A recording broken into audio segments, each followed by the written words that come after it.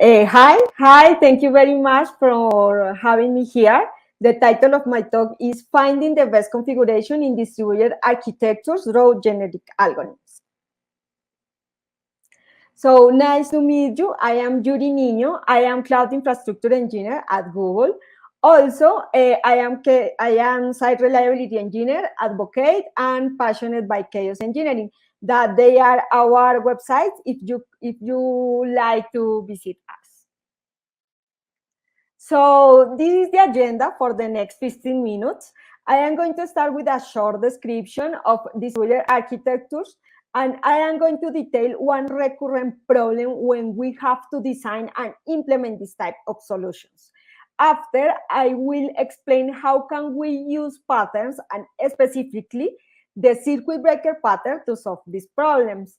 However, as you know, as a solution always comes with more challenge, at the circuit breaker pattern is no exception.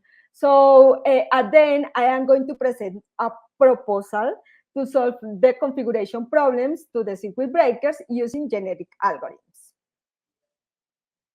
So let me start with a short context regarding to distributed architectures. So probably this picture is familiar for you. For me, it is a funny way to explain how our architectures evolve from the classical monolithic structures to distributed architectures based on microservices. Basically, they distribute the business logics in small components known as microservices, which abstract and implement specific functions. So, in spite of these architectures provides several benefits such as flexibility, modularity, resilience, scalability, independency, and easy of deployment. Reach these benefits impose several challenges. The most common include balancing speed and safety, data synchronization, versioning, discovering, debugging, logging, monitoring. There are a lot of things that we must think with. We are designing this type of solutions. So as you can see here, Netflix and Twitter have grown in crazy ways. So it is a visualization of their architectures. So the experience has taught the infrastructure required by a software system can be as complex as the architecture itself. The challenge here is that every production failure is unique. So there are no two incidents that share the precise change of failure. So each architecture is unique and they are as complex as the organizations or the users are using them.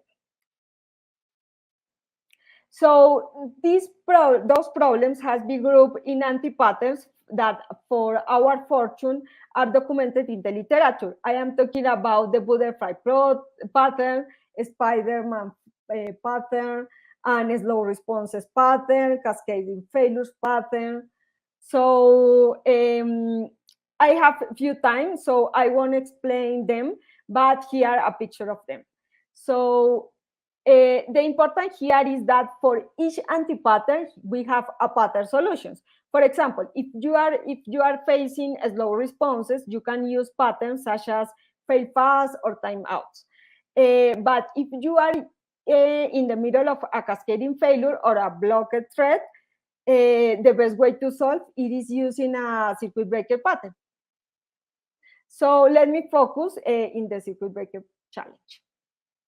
So for explaining this pattern, I like to use an analogy with the energy industry, in which the circuit breakers are used to protect our houses from burning. The basic idea behind the circuit breaker is very simple. You wrap a protected function called in a circuit breaker object, which monitor for failures. Once the failures reach a certain threshold, the circuit is open and all further calls to the circuit breaker return with an error. When the failing component is recovered, the circuit breaker is closed and the system returns to an operating state. That is the idea. And as mentioned, the idea behind the pattern is simple. However, its configuration, no. Calibrate the values to determine the threshold, for example, is difficult.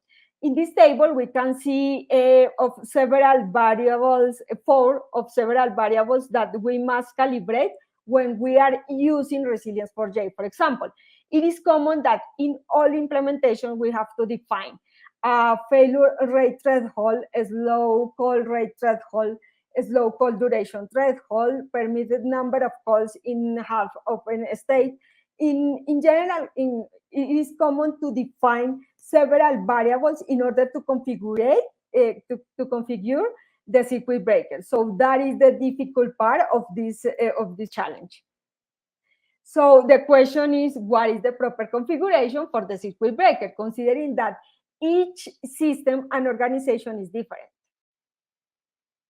Well, I think that is a perfect use case for an optimization problem in generic algorithms, as I will explain in the next minutes. So generic algorithms are part of a family of search algorithms inspired by the principles of evolution is nature. Basically, by imitating the process of natural selection and reproduction, generic algorithms can produce high-quality solutions for various problems involving search, optimization, and learning.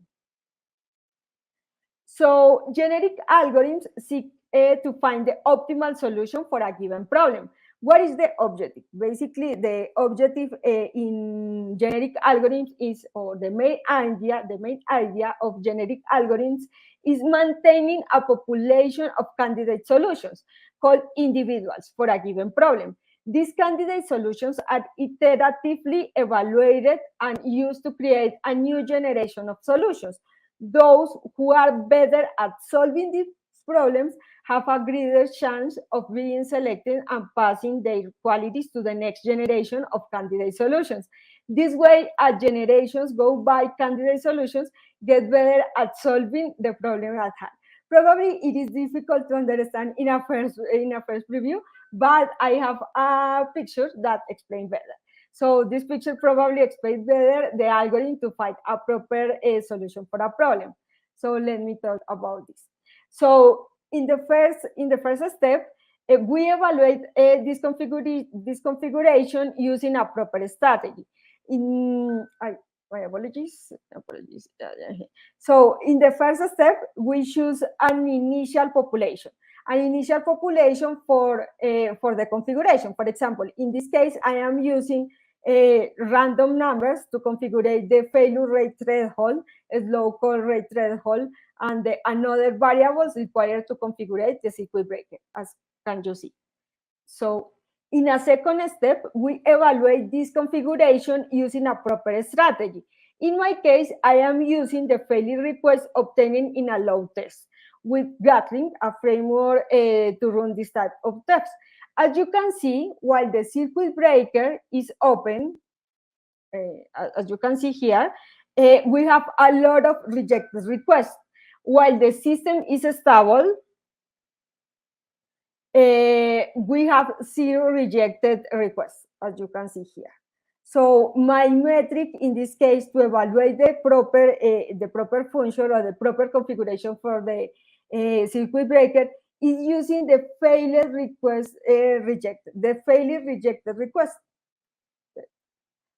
So if the results are not satisfactory, we choose another random configuration. I cross over this configuration with the first one and evaluate again and iterate in this way. So eventually we can configure the algorithm for mutating the results. That is another proper way to test another random configuration. So finally, when the termination criterion, in my case, the rejected request or an acceptable rejected request, we will be reached, we can finish the process. So that is the solution. So finally, I would like to close this talk with a phrase by Charles Darwin.